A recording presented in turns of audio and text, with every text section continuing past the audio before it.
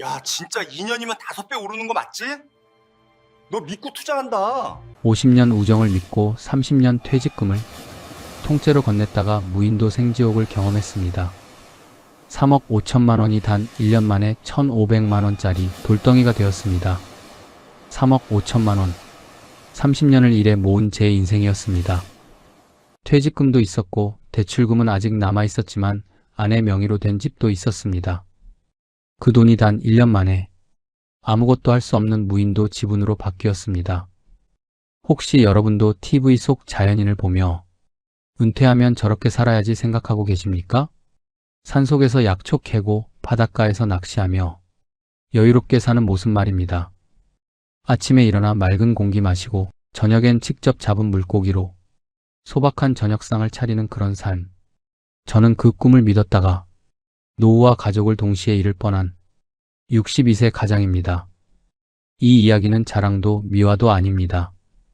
한 번의 선택으로 노후가 어떻게 무너지는지 제 실패담이 여러분의 노후를 지키는 가장 현실적인 경고가 되길 바랍니다. 사연 시작하기 전에 잠시 구독과 좋아요 버튼 한번 눌러주세요. 평범해 보이는 사람들의 숨겨진 이야기를 이 채널에서 매일 전해드립니다. 제 이름은 한상호, 올해 62세입니다. 대기업 제조 부문에서 30년을 일했습니다. 처음엔 현장을 뛰는 엔지니어였습니다. 기계 소리, 기름 냄새, 도면 위 숫자들이 제 하루 전부였죠. 새벽 5시에 출근해 밤 10시에 퇴근하는 날이 다반사였습니다. 주말, 명절 가릴 것 없었습니다. 허리 디스크는 2번 수술했고 손가락 관절은 다 망가졌습니다. 그래도 버텼습니다. 회사 하나 믿고 가족 하나 보고 버텼습니다. 20대 때는 맨 아래 기술자였습니다. 도면 배우고 현장에서 구르고 30대엔 반장이 됐습니다. 후배들 가르치고 작업 지시하고 책임지는 위치가 됐습니다. 40대 초반엔 과장까지 올랐습니다. 현장을 누구보다 잘 아는 사람. 그렇게 인정받으며 30년을 버텼습니다. 그런데 50대 중반을 넘기자 회사 분위기가 달라졌습니다. 같이 입사했던 동기들이 하나둘 불려나가더군요. 희망퇴직, 명예퇴직이라는 이름으로 말입니다. 송별회가 잦아질수록 다들 말은 안 해도 알고 있었습니다. 다음은 나다. 복도에서 마주치면 어색하게 웃으며 인사했습니다. 하지만 서로 눈빛만 봐도 알았습니다. 언제 인사팀에서 호출될지 모른다는 불안감. 그게 공기처럼 회사 안을 떠돌았습니다. 그때 저는 운 좋게도 조금 더 남았습니다. 현장을 잘 아는 사람, 직원들을 잘 통솔할 수 있는 사람으로 능력을 인정받아 기술직에서 관리직으로 옮겼습니다. 공정을 관리하고 사고 나면 책임을 대신 지는 자리. 그렇게 부장이라는 직함까지 달았습니다. 수십 명의 부하 직원, 거대한 공장을 책임지던 시절, 아침 회의에서 제가 한마디 하면 오후엔 그대로 실행됐습니다. 문제가 생기면 제게 보고가 올라왔고 제가 결정을 내리면 문제가 해결됐습니다. 그런 기분이 좋았습니다. 하지만 그 시간은 퇴임식 꽃다발과 함께 끝났습니다. 퇴임식 날 회사는 나름 성대하게 준비해줬습니다. 30년 동안 수고하셨습니다. 건강 챙기시고 행복한 노후 보내십시오. 임원들이 악수를 청했고 부하 직원들이 꽃다발을 안겨줬습니다. 사진도 찍었습니다. 웃으며 손을 흔들었습니다. 하지만 그날 밤 집에 돌아와 꽃다발을 식탁에 놓는 순간 모든 게 허무했습니다. 30년이 이렇게 끝나는구나. 다음날 아침 몸은 여전히 새벽 6시에 눈을 떴는데 갈 곳이 없더군요. 30년 동안 몸에 밴 습관이었습니다. 알람 없이도 자동으로 일어났습니다. 하지만 이젠 작업복 입을 일도 공장 갈 이유도 없었습니다. 거실 소파에 앉아 멍하니 TV를 봤습니다. 아침 뉴스, 교양 프로그램, 재방송 드라마. 채널을 돌려도 별 관심이 가지 않았습니다. 그냥 시간을 때우는 것뿐이었습니다. 1시간, 2시간, 3시간. 시계만 쳐다봤습니다. 점심때가 되면 아내가 밥을 차려줬습니다. 드세요. 응. 대화는 그게 전부였습니다. 식사를 마치면 다시 소파로 갔습니다. 다시 TV를 켰습니다. 오후가 되면 아내가 청소를 시작했습니다. 청소기 소리가 요란했습니다. 그러다 청소기가 제 발등을 툭툭 쳤습니다. 여보, 거실에만 있지 말고 산이라도 좀 가요. 보는 사람 숨 막히게. 아내 목소리엔 짜증이 섞여 있었습니다. 회사에서는 부장님이었는데 집에서는 청소기에 밀려나는 신세가 됐습니다. 그때 처음 느꼈습니다. 아, 내가 이 집에서도 쓸모없는 사람이 되어가는구나. 사회에서도 필요 없고 집에서도 방해가 되는 존재. 그 공허함, 그 상실감이 제 인생에 작은 균열을 냈습니다. 다음 날도 그 다음 날도 똑같았습니다. 새벽에 눈 뜨고 소파에 앉고 TV 보고 눈치 보고 밥 먹고 다시 TV 보고 잠들고. 하루가 너무 길었습니다. 30년 동안은 시간이 모자랐는데 이젠 하루가 일주일처럼 느껴졌습니다. 친구들에게 연락해봤습니다. 야, 밥 한번 먹자. 하지만 대부분 바쁘다는 답만 돌아왔습니다. 아직 일하는 친구들은 시간이 없었고 저만 덩그러니 시간이 남았습니다. 한 달이 지나고 두 달이 지났습니다. 거울을 봤습니다. 낯선 얼굴이 보였습니다. 긴장감 있게 일하던 그 사람은 어디 갔고 지금은 멍한 눈빛의 한 남성만 서 있었습니다. 이게 내 노후인가? 이렇게 아무 의미 없이 하루하루 보내다 끝나는 건가? 그런 생각이 들 때마다 가슴이 답답하고 숨이 막혔습니다. TV를 보다가 자연인들 나오는 프로그램을 봤습니다. 산속에서 약초 캐고 바다에서 낚시하고 자유롭게 사는 모습? 저렇게 살면 좋겠다. 그런 생각이 들기 시작했습니다. 자연 속에서 여유롭게 아무 눈치 안 보고 내 마음대로 살고 싶다는 욕망. 그 욕망이 점점 커졌습니다. 그렇게 마음에 균열이 생긴 틈으로 한 사람이 들어왔습니다. 50년 지기 친구 기태였습니다. 그때는 몰랐습니다.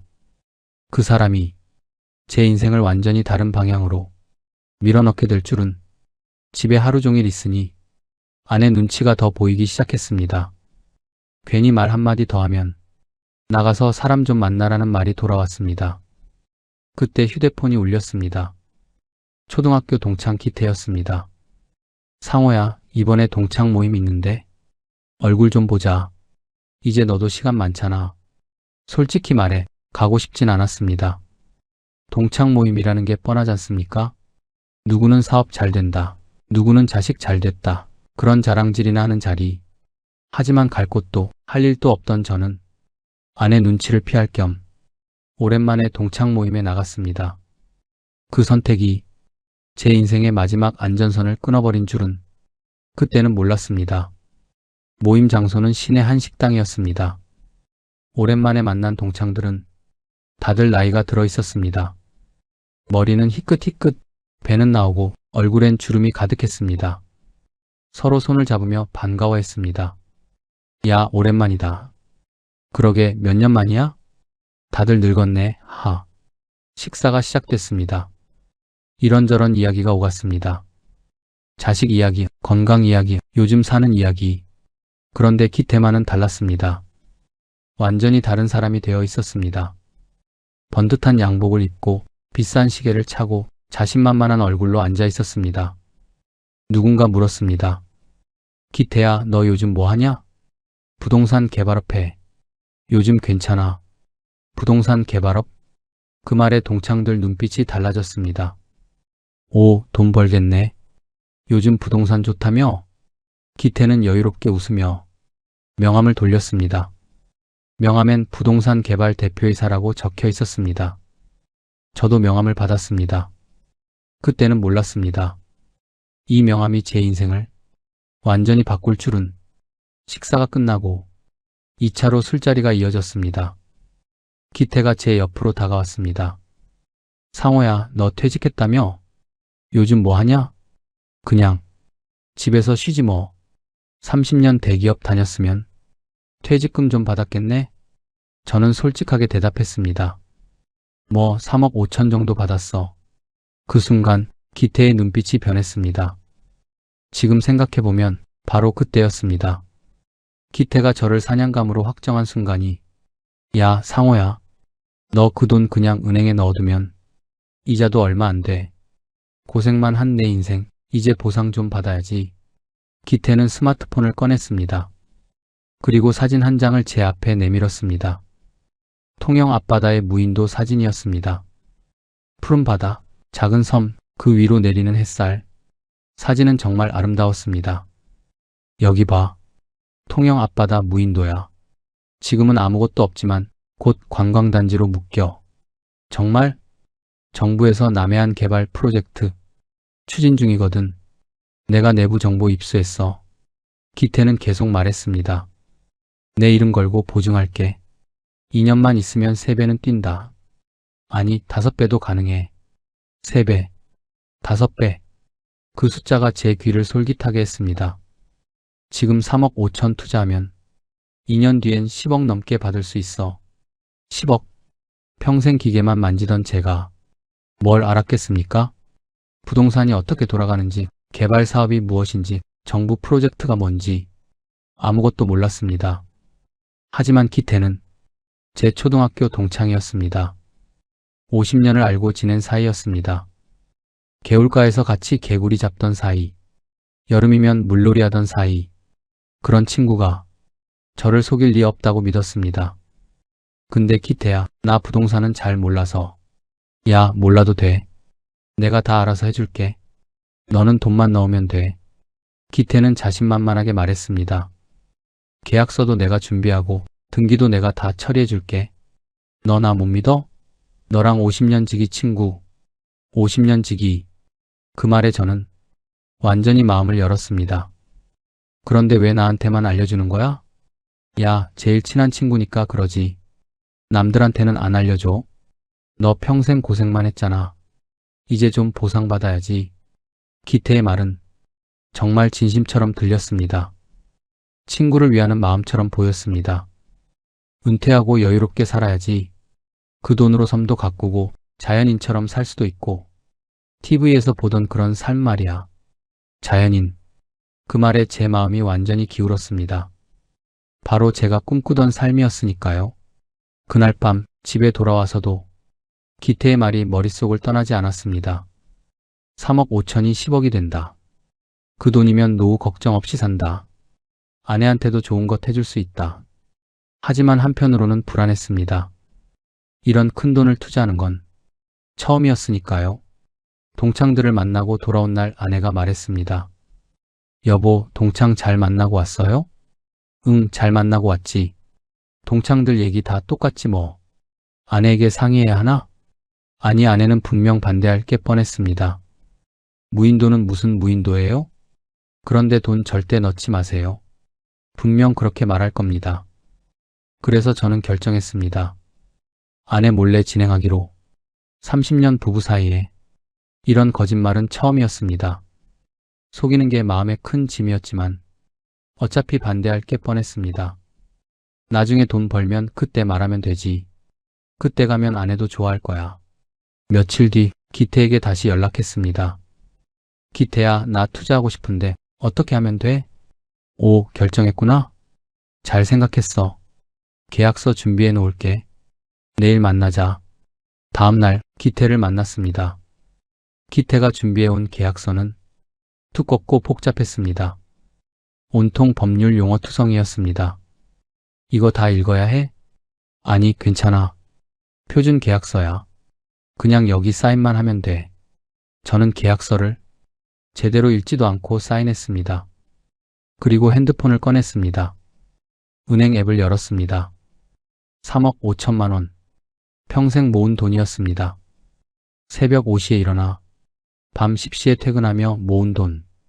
허리 망가지고 손가락 망가지며 모은 돈. 그 돈을 송금하는 순간 손이 떨렸습니다. 이게 맞나? 잠깐 망설였습니다. 그때 기태가 말했습니다. 걱정 마. 2년만 기다려. 10억 만들어줄게. 내 이름 걸고. 저는 믿었습니다. 50년 친구를 믿었습니다. 송금 버튼을 눌렀습니다.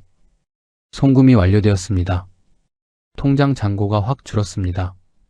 3억 5천만 원이 한순간에 사라졌습니다.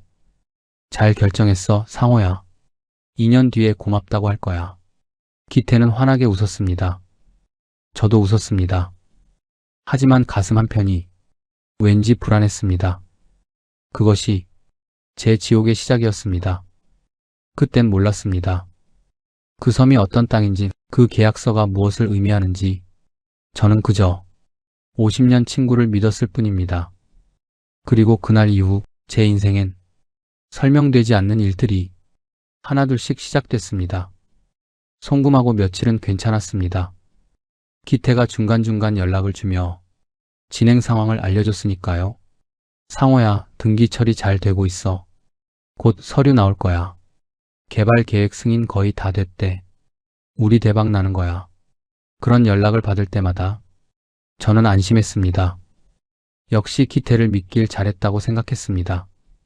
지금 돌이켜 생각해보면 그때 기태 말엔 구체적인 날짜도 공식 문서도 없었습니다. 전부 곧 거의 확실해 뿐이었죠. 다만 다 잘 될 거라 믿고 싶다는 제 마음이 더 강력했던 것 같습니다. 문제는 아내였습니다. 송금하고 일주일쯤 지났을 때였습니다. 어느 날 저녁 아내가 통장 정리를 하고 있었습니다. 연말이 다가오니 정리할 게 있다면서요. 저는 거실에서 TV를 보고 있었습니다. 그때 안방에서 아내의 목소리가 들렸습니다. 여보, 목소리 톤이 이상했습니다. 왜? 이거 좀 봐요. 아내가 통장을 들고 나왔습니다. 제 통장이었습니다. 순간 머릿속이 하얘졌습니다. 여보, 이거 뭐예요? 왜 잔고가 이렇게 없어요? 아내 손이 떨리고 있었습니다. 3억 5천이 다 어디 갔어요? 당신 나 몰래 어디다 돈 썼어요? 더 이상 숨길 수 없었습니다. 저는 천천히 말했습니다. 통영 앞바다 무인도에 투자했어. 2년 뒤면 10억 된다고. 기태가 그러더라고. 아내의 얼굴이 창백해졌습니다. 뭐라고요? 무인도? 기태 씨요? 그 사람 말만 믿고 전 재산을 다 넣었다고요? 기태는 내 50년 지기 친구야. 날 속일 리 없어. 아내의 목소리가 높아졌습니다. 그 돈이 어떤 돈인데? 우리 노후자금 전 재산인데 그걸 다 걸어버리면 어떡해요? 아내는 절규했습니다. 목소리가 떨렸고 눈에는 눈물이 고였습니다. 하지만 저는 오히려 큰 소리를 쳤습니다.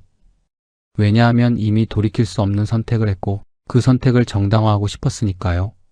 내가 30년 넘게 공장에서 썩으며 번 돈이야. 나도 내 인생 한번 주인으로 살아보겠다는데 당신이 보태준 거 있어? 저는 계속 소리쳤습니다. 당신은 내가 죽을 때까지 돈 벌어오는 ATM기로만 보여? 30년 동안 새벽부터 밤까지 일했어. 주말도 없이 명절도 없이 일했어. 그런데 은퇴하고 나니까 뭐야? 집에만 있으면 눈칫밥 먹고 청소기에 밀려나고 맨날 나보고 나가서 사람 좀 만나고 취미도 가지라며 좋은 투자처 있다길래 투자한 것도 잘못이야? 죄책감을 가리려 내뱉은 그 모진 말에 아내는 더 이상 아무 말도 하지 않았습니다. 그저 눈물만 흘렸습니다. 당신 정말 그렇게 생각해요? 제가 당신을 ATM기로 봤다고요? 아내의 목소리는 떨렸습니다. 전 30년 동안 당신이 편하게 일할 수 있도록 혼자 집안일 다 했어요. 아이 키우고 시부모님 모시고 당신 뒷바라지하면서 살았어요. 그게 제가 보탠 거 없다는 거예요? 저는 아무 말도 할 수 없었습니다. 하지만 인정하고 싶지 않았습니다. 제 선택이 틀렸다는 걸 인정하고 싶지 않았습니다. 당신 그 섬 직접 보기라도 했어요? 계약서는 제대로 확인했어요? 변호사 상담은? 아무것도 안 했죠? 기태 씨 말만 믿고 그냥 돈 넣은 거죠? 아내는 방으로 들어갔습니다. 그리고 짐을 싸기 시작했습니다. 뭐 하는 거야? 딸 집으로 갈 거예요. 당신 혼자 알아서 하세요. 전 더 이상 당신 못 보겠어요. 여보, 30년 같이 살면서 큰 결정은 항상 같이 상의했잖아요. 집 살 때도 아이 대학교 진로 걱정할 때도 차 살 때도 사소한 거라도 다 나랑 같이 상의했잖아요. 근데 가장 중요한 노후 자금은 왜 혼자 결정했어요? 저는 당신 인생의 동반자가 아니었나요? 아내의 말에 가슴이 찔렸습니다. 하지만 저는 여전히 고집을 부렸습니다. 내 돈 내가 쓰는데 왜 간섭이야? 좋아요. 당신 돈이라고 생각하세요. 전 이제 모르겠어요. 아내는 캐리어에 짐을 넣었습니다. 옷가지 몇 벌, 세면도구, 필요한 것들. 캐리어를 닫던 아내 손이 몇 번이나 멈췄습니다. 그리고 마지막 뭔가를 다짐한 듯 딸에게 전화했습니다. 수진아, 엄마야. 지금 너희 집으로 좀 갈게. 응, 아빠랑 좀 그래서. 곧 갈게. 전화를 끊고 아내는 현관으로 향했습니다. 여보, 진짜 가는 거야? 아내는 뒤돌아보지 않았습니다. 당신도 이제 자유롭게 사세요. ATM 기계로 살지 말고. 문이 닫히고 집안이 조용해졌습니다. 너무 조용해서 제 심장 소리만 들렸습니다. 텅 빈 집, 혼자 남은 거실. 그제야 조금 후회가 되기 시작했습니다. 사실 그때 저도 막연히 느끼고 있었습니다. 이 선택이 틀렸을 수도 있다는 걸. 다만 인정하면 제 인생 전체가 무너질 것 같아서 끝까지 모른 척했을 뿐입니다. 하지만 이미 늦었습니다. 돈은 이미 송금했고 아내는 떠났습니다. 저는 스스로를 다독였습니다. 괜찮아.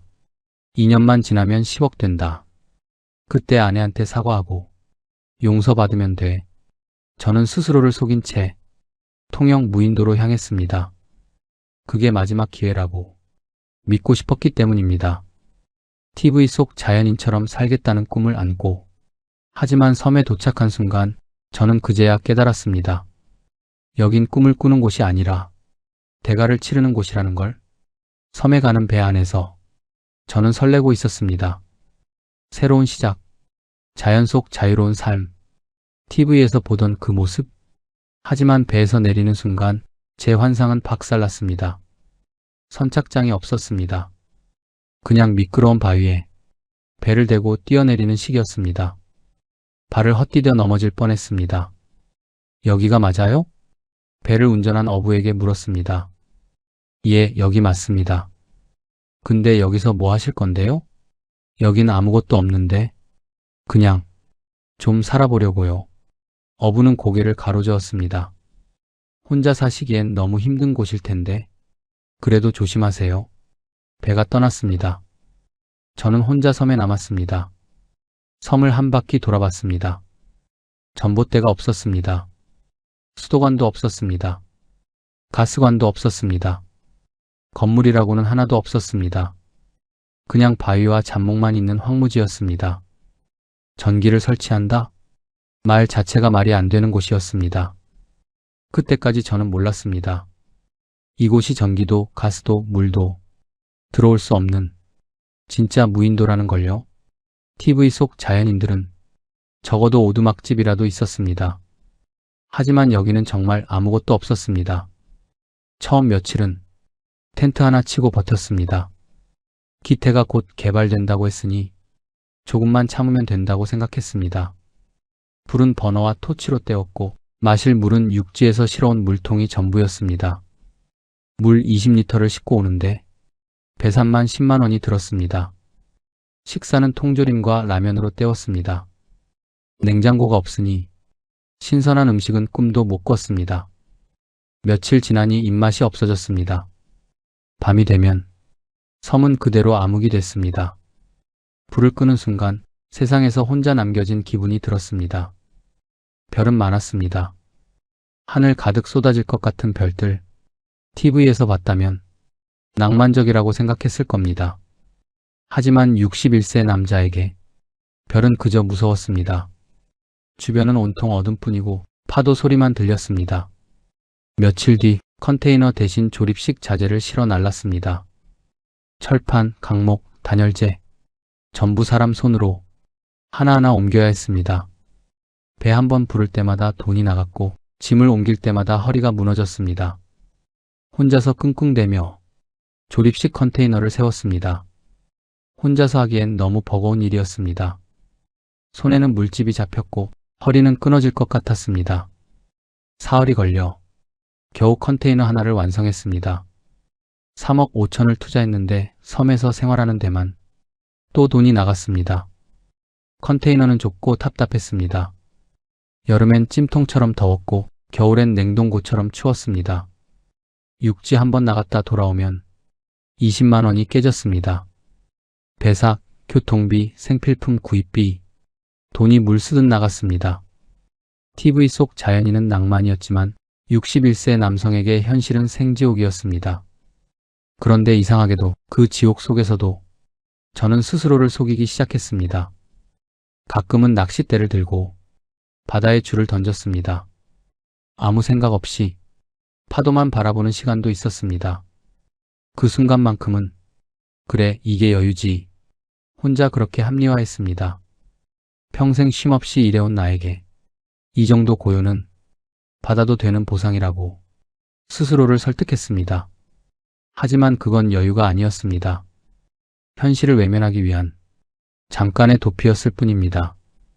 밤이 되면 컨테이너 밖에서 뭔가 긁는 소리가 났습니다. 발톱인지 이빨인지 정체를 알 수 없는 소리. 손전등을 켜도 아무것도 보이지 않았습니다. 그 소리를 들으며 저는 숨도 제대로 쉬지 못했습니다. 그날부터 저는 밤이 오는 게 무서워졌습니다. 아침이 되면 씻지 못해 온몸에서는 악취가 났습니다. 물이 귀하니까 씻을 수가 없었습니다. 일주일에 한 번 정도 물로 몸을 닦는 게 전부였습니다. 옷도 빨지 못했습니다. 빨래는 육지에 나가서 했습니다. 한 달에 한두 번 정도 거울을 봤습니다. 거울 속에는 대기업 부장 출신이 아니라 꾀죄죄한 노숙자 한 명이 서 있었습니다. 머리는 헝클어지고 수염은 덥수룩하고 옷은 더러웠습니다. 이게 내가 꿈꾸던 삶인가? 자문해봤지만 돌아오는 건 공허한 파도 소리뿐이었습니다. 며칠 지나니 외로움이 밀려왔습니다. 말할 사람이 아무도 없었습니다. 혼잣말만 늘어갔습니다. 오늘은 뭐 먹지? 또 라면? 날씨 좋네. 근데 할 일이 없네. 아내는 잘 지내나? 딸은? 휴대폰으로 가족들 사진을 봤습니다. 아내와 찍은 여행 사진, 딸이 어렸을 때 사진. 눈물이 났습니다. 내가 왜 여기 있지? 내가 왜 이런 선택을 했지? 하지만 인정하고 싶지 않았습니다. 2년만 버티면 10억이 된다는 기태의 말을 믿고 싶었습니다. 그렇게 한 달, 두 달이 지났습니다. 하지만 개발 소식은 전혀 들리지 않았습니다. 처음에는 아내에게 가끔 안부 문자를 보냈습니다. 잘 지내? 그 정도였습니다. 아내는 길게 답하지 않았습니다. 네, 당신도 몸 잘 챙겨요. 짧은 말뿐이었습니다. 시간이 지나면서 연락은 점점 뜸해졌습니다. 저도 일부러 전화를 하지 않았습니다. 괜히 더 미안해질까봐, 괜히 더 혼날까봐. 어느 순간부터는 며칠씩 연락을 안 해도 아무 말이 없었습니다. 어느 날 섬에서 혼자 술을 마시다 기태에게 전화했습니다. 기태야, 개발 언제 시작돼? 아, 그게 조금 늦어지고 있어. 정부 승인이 늦어져서 조금만 기다려봐. 얼마나 기다려야 돼? 몇 달 정도? 걱정 마. 반드시 된다니까. 잠깐의 침묵. 그 문제 있는 건 아니지? 아니야, 그런 건 아니고. 요즘 절차가 좀 복잡해서 그래. 그래도 진행은 되고 있는 거지? 응, 그럼. 너무 걱정하지 마. 그 말 한마디에 저는 더 묻지 못했습니다. 그런데 전화를 끊고 나서 이상하게도 더 불안해졌습니다. 정말 되는 걸까? 하지만 이미 3억 5천을 넣었습니다. 지금 포기할 수는 없었습니다. 그렇게 버티던 어느 날 섬에 폭풍우가 몰아쳤습니다. 그날 아침 휴대폰에 부재중 전화가 하나 찍혀 있었습니다. 아내였습니다. 그 전날 밤에도 아내에게서 전화가 왔습니다. 받지 않았습니다. 무슨 말을 해야 할지 몰랐습니다. 그게 아내가 마지막으로 제 목소리를 들을 기회였을 줄은 그땐 몰랐습니다. 부재중 전화를 보고도 다시 걸지 않았습니다. 괜히 더 미안해질까봐, 괜히 이 모든 선택이 틀렸다는 걸 인정해야 할 것 같아서요. 그리고 그날 제 인생은 또 한 번 나락으로 떨어졌습니다. 폭풍우가 치던 날이었습니다. 아침부터 하늘이 잔뜩 찌푸려 있었습니다. 바람이 점점 거세졌고 파도가 높아졌습니다. 조립식 컨테이너가 심하게 흔들렸습니다. 이러다 지붕 날아가겠는데? 밖으로 나가 지붕을 보수하기로 했습니다. 사다리를 타고 지붕 위로 올라갔습니다. 빗방울이 떨어지기 시작했습니다. 바람이 더 강해졌습니다. 빨리 고쳐야겠어. 지붕 위에서 작업하던 중 발이 미끄러졌습니다. 빗물에 젖은 지붕은 미끄러웠습니다. 아! 순간 몸이 공중으로 떴습니다. 그리고 바위 위로 떨어졌습니다. 뚝! 둔탁한 소리와 함께 오른팔이 기괴하게 꺾였습니다. 으악! 비명이 터져 나왔습니다. 팔이 말이 아니었습니다. 뼈가 부러진 게 확실했습니다. 빗물이 쏟아졌습니다. 온몸이 젖었습니다. 팔에서는 피가 흘렀습니다. 넘어지는 순간 휴대폰이 바위에 부딪혀 액정이 산산조각 났습니다. 다행히 전원은 꺼지지 않았습니다. 손이 떨렸습니다. 왼손으로 간신히 휴대폰을 집었습니다. 119를 눌렀습니다. 여보세요? 도와주세요. 섬에서 다쳤어요. 어디세요? 정확한 위치를 말씀해 주세요. 통영. 앞바다. 무인도. 무인도요? 정확한 섬 이름이나 좌표를 알려주세요. 저도 잘 모르겠어요. 그냥 무인도예요. 말하는 동안 빗물이 휴대폰에 떨어졌습니다. 액정에 물이 들어갔습니다. 화면이 깜빡거렸습니다. 여보세요? 여보세요? 신호가 끊어졌습니다. 얼마 지나지 않아 빗물에 젖은 휴대폰은 끝내 전원이 꺼졌습니다. 그 뒤로 구조 신호는 끊겼고 수색은 쉽지 않았다고 나중에 들었습니다. 주변엔 아무도 없었습니다. 저는 혼자였습니다. 팔은 점점 더 아팠습니다. 의식이 흐려졌습니다. 비는 계속 내렸습니다. 몸이 점점 차가워졌습니다. 저는 빗물 섞인 흙바닥을 기어다니며 컨테이너로 돌아가려고 했습니다. 하지만 몇 미터도 못 갔습니다. 기력이 다했습니다. 바위 틈에 몸을 웅크렸습니다. 빗물을 피하려고 했지만 소용없었습니다. 여보, 수진아, 아내 이름을 불렀습니다. 딸 이름을 불렀습니다. 살아야겠다는 본능보다 가족에 대한 미안함이 먼저 터져 나왔습니다. 미안해. 내가 잘못했어. 그날 밤 다친 몸보다 더 아팠던 건 제 자신이었습니다. 내가 무슨 짓을 한 거지? 가족을 위한다며 가족을 배제한 선택, 아내와 상의도 없이 독단적으로 결정한 투자, 50년 친구를 맹목적으로 믿은 어리석음, 그제야 깨달았습니다. 제가 가장 소중한 사람들을 상처 입혔다는 걸. 이틀을 버텼습니다. 정확히는 이틀인지 3일인지도 모르겠습니다. 낮과 밤의 구분도 흐려졌습니다. 눈을 뜨면 비었고 눈을 감아도 비었습니다. 의식이 왔다 갔다 했습니다. 간신히 빗물을 마셨습니다. 먹을 건 없었습니다. 이렇게 죽는 건가? 그런 생각이 들었습니다. 무인도에서 혼자 죽는 거구나. 가족도 못 보고 마지막 인사도 못하고. 그때 멀리서 엔진 소리가 들렸습니다. 헬리콥터 소리였습니다. 여기요. 여기 사람 있어요. 소리쳤지만 목소리가 나오지 않았습니다. 너무 약해져 있었습니다. 하지만 해경은 저를 발견했습니다. 누군가 제 실종을 신고했고 수색을 시작했다고 나중에 들었습니다. 아마 아내였을 겁니다. 며칠 동안 연락이 안 되니까 걱정해서 신고했을 겁니다. 화가 나서 떠났어도 결국엔 저를 걱정한 겁니다. 해경에 구조되어 응급실에 실려갔을 때 저는 비로소 깨달았습니다. 저는 자연인이 아니라 그저 고집불통 남자였다는 것을요. 응급실 침대에 누워 천장을 보고 있는데 간호사가 말했습니다. 보호자분들 오셨어요. 아내와 딸이 문 앞에 서 있었습니다. 아내는 한 발짝도 안으로 못 들어오고 그냥 저를 바라보고만 있더군요. 화난 얼굴이 아니었습니다. 원망도 아니었습니다.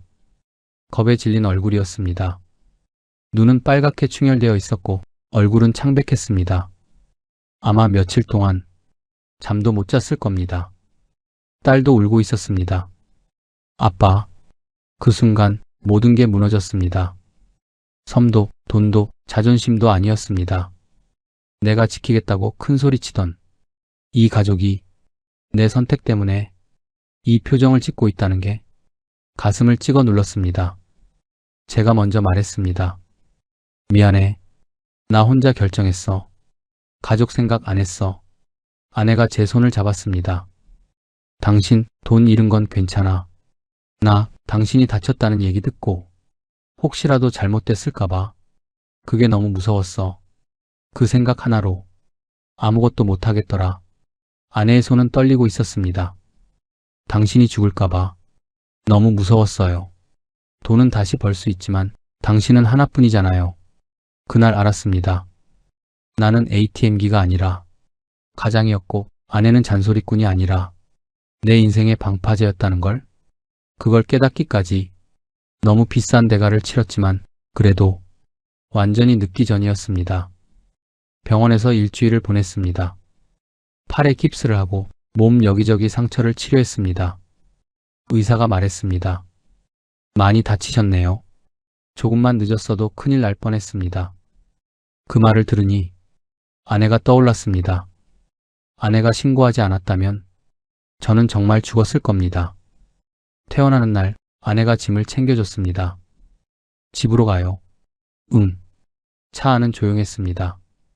서로 할 말이 많았지만 아무도 먼저 꺼내지 못했습니다. 집에 도착해서 며칠을 쉬었습니다. 몸은 조금씩 회복됐지만 마음은 여전히 무거웠습니다. 어느 날 저녁 아내가 말했습니다. 여보, 그 섬 어떻게 할 거예요? 팔 수 있으면 팔아야죠. 조금이라도 건질 수 있다면. 아내 말이 맞았습니다.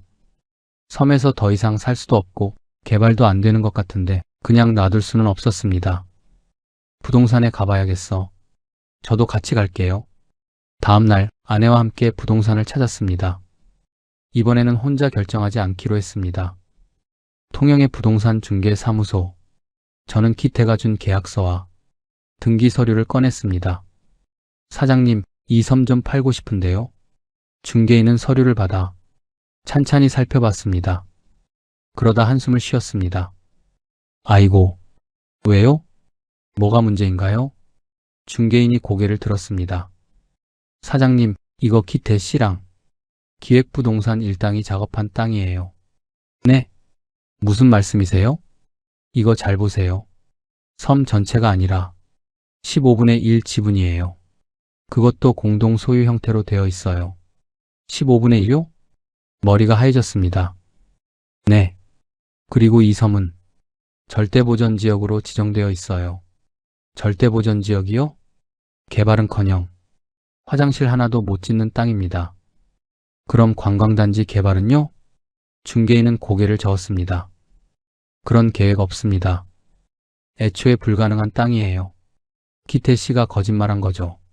아내가 제 손을 꽉 잡았습니다. 중개인은 계속 설명했습니다. 이런 식으로 사기치는 수법이에요. 절대보전지역 무인도를 15분의 1씩 나눠서 여러 명한테 팔아요. 개발 가능하다고 거짓말하면서요. 그러면 한 섬으로 15명을 사기치는 거죠. 그럼 이 땅은 얼마예요? 중개인은 난처한 표정을 지었습니다. 솔직히 말씀드리면 1,500만 원에도 안 팔립니다. 네? 아무도 안 사요. 쓸모없는 돌덩이거든요. 1,500만 원. 3억 5천만 원이 1,500만 원. 95%가 증발했습니다. 쉽게 말해 평생 모은 돈으로 아무것도 못하는 돌멩이 한 조각을 산 겁니다. 기태 씨는요? 연락이 되나요? 번호 바꾸고 잠적했어요. 이런 사기꾼들은 돈 받으면 바로 사라집니다. 찾기 힘들 겁니다. 부동산을 나왔습니다. 다리에 힘이 풀렸습니다. 아내는 아무 말도 하지 않았습니다. 그저 제 손을 꽉 잡아줬을 뿐입니다. 여보, 괜찮아요. 우리 다시 시작하면 돼요. 하지만 62세에 다시 시작이라니. 거리를 걸으며 저는 기태를 떠올렸습니다. 50년 우정.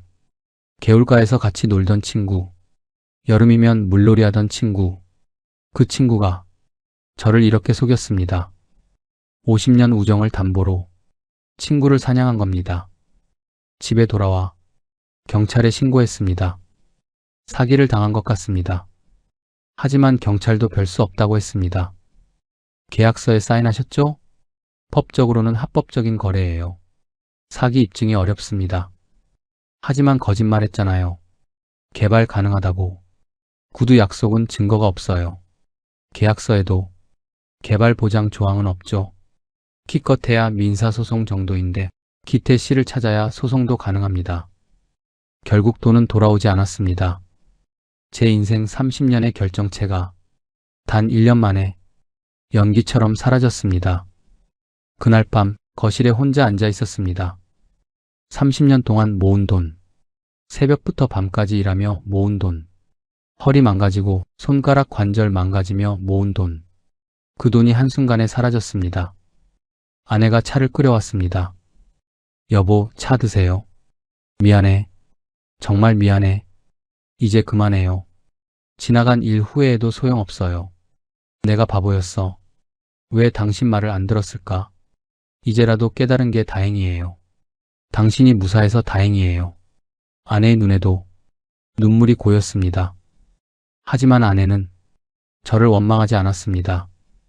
그게 더 가슴 아팠습니다. 그날 밤 저는 결심했습니다. 다시 일어서겠다고. 62세지만 다시 시작하겠다고. 가족을 위해서라도 포기할 수 없었습니다. 그렇게 몇 달이 지났습니다. 저는 일자리를 알아보기 시작했고 아내는 묵묵히 절약하며 집안을 지켰습니다. 그러던 어느 날 경찰서에서 연락이 왔습니다. 한상호 씨? 기태 씨 잡혔습니다.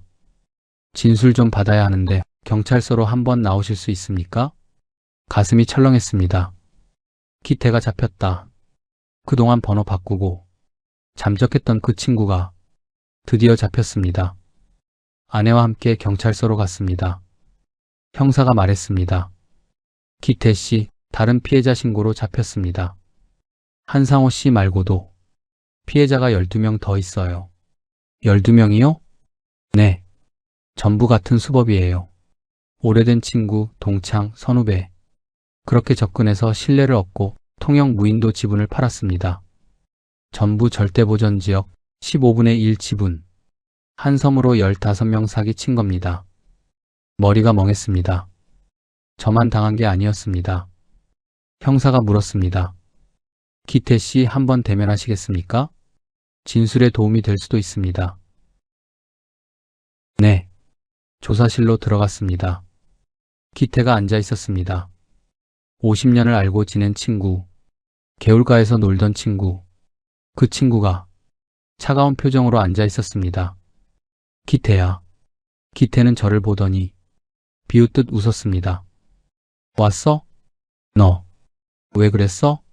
우리 50년 친구 아니었어? 50년? 그게 뭐가 중요한데? 기태는 태연했습니다. 상호야, 난 너한테 총 들이댄 적 없어. 협박한 적도 없고 계약서 보여주고 설명하고 내가 알아서 사인했잖아. 내가 뭘 잘못했는데? 하지만 거짓말했잖아. 개발 가능하다고. 2년 뒤 10억 된다고. 기태는 어깨를 으쓱했습니다. 그건 예상이었지. 확정이라고 한 적 없어. 계약서 어디에도 그런 보장 조항 없잖아. 넌 법률 전문가도 아니면서 계약서 제대로 읽어보지도 않고 사인했어. 부동산 전문가한테 상담도 안 받았지? 변호사한테 계약서 검토 맡기지도 않았고 아내한테 상의도 안 했잖아. 기태는 계속 말했습니다. 그게 누구 잘못이야? 속은 내 잘못이지. 그 말에 머리가 하얘졌습니다. 50년 친구를 못 믿어서 일일이 확인하고 의심해야 했다는 거야? 그래야지. 세상이 원래 그런 거야. 형사가 끼어들었습니다. 기태 씨, 지금 피해자 앞에서 그런 식으로 얘기하는 겁니까? 사실을 말하는 거죠. 전법 안에서 이랬어요. 기태는 정말 한 점 부끄러움도 없었습니다. 조사실을 나왔습니다. 다리가 후들거렸습니다. 아내가 저를 부축했습니다. 여보, 괜찮아요? 50년 친구가 저렇게 변할 수가 있구나.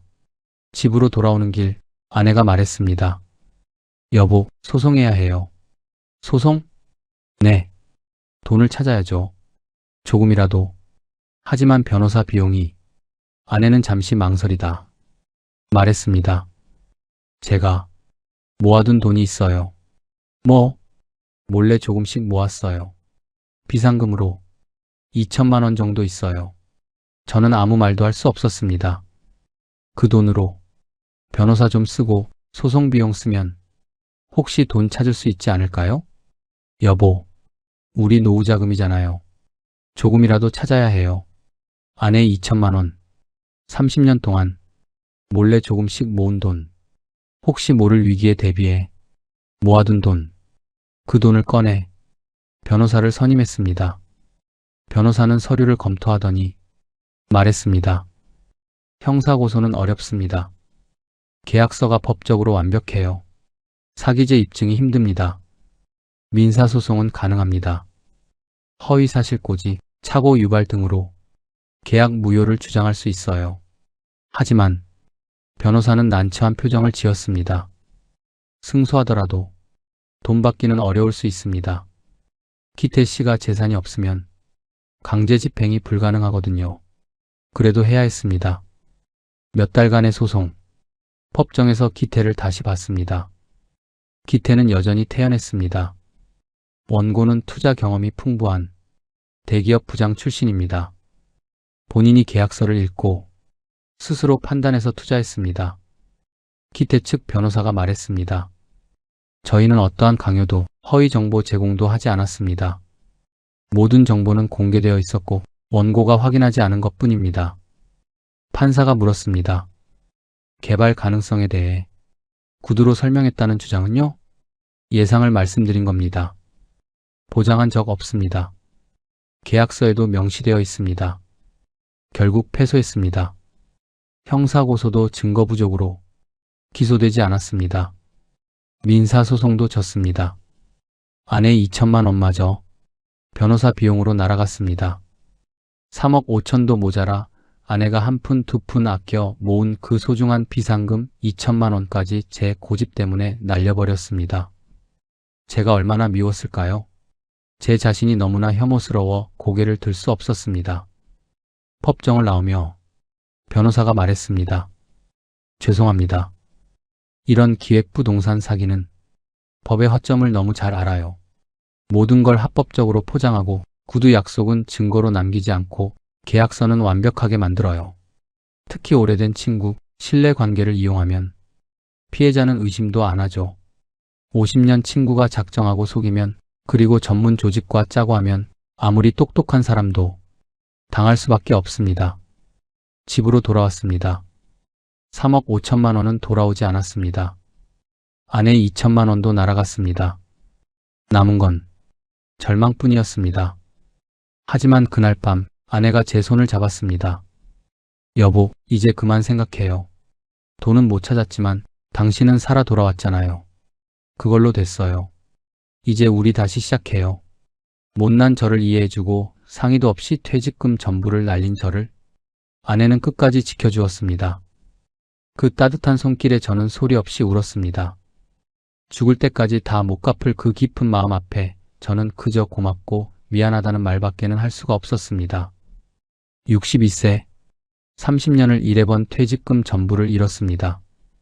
하지만 아직 두 팔 두 다리는 멀쩡했습니다.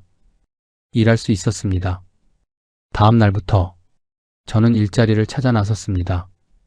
지금 저는 낮에는 배달 오토바이를 탑니다. 차를 팔아 오토바이를 샀고 그렇게 버티고 있습니다. 헬멧을 쓰고 신호를 기다리며 서 있으면 한때 수백 명을 거느리던 대기업 부장이었다는 사실이 가끔 웃기게 느껴집니다.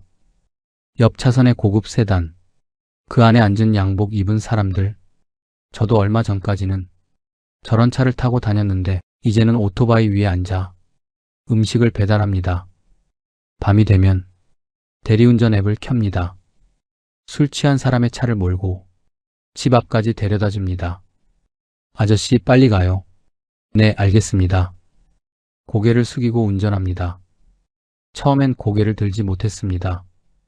아는 사람을 만날까봐, 혹시 누가 알아볼까봐 늘 아래만 보고 걸었습니다. 저 사람 한 부장 아니야? 그런 말이 들릴까봐 모자를 깊이 눌렀었습니다. 하지만 어느 순간 그 생각이 들더군요. 내가 부끄러워해야 할 건 일이 아니라 도망쳤던 선택이었구나. 일하는 건 부끄러운 게 아닙니다. 62세에 다시 시작하는 것도 부끄러운 게 아닙니다. 부끄러운 건 가족 몰래 전 재산을 날리고 무인도로 도망쳤던 그 비겁한 선택이었습니다. 그 후로는 고개를 들고 다녔습니다. 누가 알아봐도 상관없었습니다. 저는 제 힘으로 다시 일어서고 있었으니까요. 비 오는 날도 눈 오는 날도 하루 벌어 하루를 살았습니다. 손은 트고 허리는 아팠지만 그래도 괜찮았습니다. 일하는 게 행복했습니다. 무인도에서 의미 없이 보내던 시간보다 훨씬 나았습니다. 그리고 어느 날 아내에게 첫 월급 봉투를 내밀었습니다. 여보, 이거 큰 돈은 아니었습니다. 섬 하나 살 돈은커녕 예전 회식 한 번 값도 안 되는 돈이었습니다. 하지만 제 땀으로, 제 노력으로 번 돈이었습니다. 아내는 봉투를 열어보더니 아무 말 없이 웃었습니다. 그 미소가 말해주었습니다. 돈의 액수가 중요한 게 아니라 당신이 건강하게 다시 시작한 게 중요하다고. 그날 저녁 집에서 밥을 먹었습니다. 아직 대출금이 남은 집이 있지만 앞으로 지키면서 살아야겠다고 늦은 다짐을 했습니다. 된장찌개, 김치, 계란말이, 소박한 반찬들이었지만 그렇게 맛있을 수가 없었습니다. 아내가 말했습니다. 여보, 오늘 고생 많았어요. 얼른 씻고 밥 먹어요. 그 따뜻한 말 한마디에 목이 메어 밥 한 숟갈을 뜨지 못했습니다. 상해 한마디 없이 30년 넘게 번 돈을 욕심 때문에 하루아침 날려버린 이 못난 남편을 아내는 끝까지 원망하기보다 제 곁을 지켜주었습니다. 다시 제 손을 잡아준 아내를 보며 깨달았습니다. 제 인생의 진짜 보물은 무인도가 아니라 바로 곁에 있었다는 걸요. 그 순간 무인도에서 느끼지 못했던 이상한 평온이 밀려왔습니다. 따뜻한 가족, 이게 행복이구나. 그제야 알았습니다. 노후를 망치는 건 가난이 아니라 조급함과 욕심이라는 걸. 저는 조급했습니다. 퇴직 후 공허함을 빨리 채우고 싶었습니다. 한 방에 큰 돈을 벌고 싶었습니다. TV 속 자연인처럼 낭만적으로 살고 싶었습니다. 하지만 그 모든 게 환상이었습니다. 노후의 보물섬은 지도에도 바다 위에도 없었습니다. 사랑하는 가족과 같은 식탁에 앉아있는 이 순간, 그리고 내 힘으로 다시 일으켜 세운 오늘 하루가 제가 찾던 진짜 낙원이었습니다. 지금 이 영상을 보시는 여러분, 혹시 퇴직 후 공허함을 느끼고 계신가요? 친한 친구가 좋은 투자처를 알려준다고 하나요? 부디 저처럼 후회하지 마세요.